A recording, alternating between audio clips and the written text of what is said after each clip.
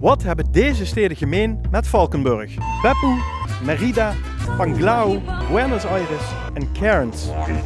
Nou, ze staan allemaal in de top 10 van wereldwijde populaire vakantiebestemmingen voor 2024 van Booking.com. En volgens Booking.com is de Limburgse stad het hardst gestegen qua populariteit. Geweldig! Afgelopen jaar alleen al werden zo'n 1,3 miljoen overnachtingen geboekt in het Geulstadje.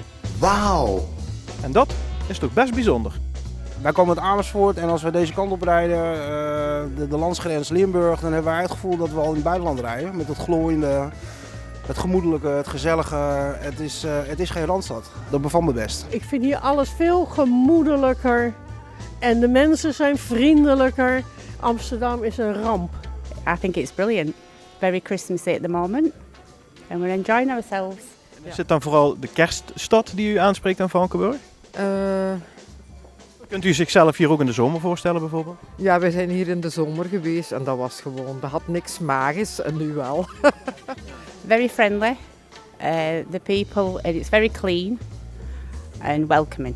Nou ja, het is overzichtelijk. En gisteren zijn we naar Aken geweest, super groot, ontzettend druk. En we moesten nog een taartje ophalen. Een rijstfly doe je ook in Limburg. Dus toen dachten we van pakken we gelijk even de kerstbak van Valkenburg mee. Ideaal een dagje uit. En, heel gezellig, heel sfeervol. Dus zeker doen.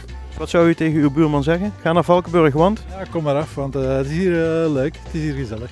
Ja, absoluut, absoluut. Als ik jonger was geweest, ging ik naar Limburg.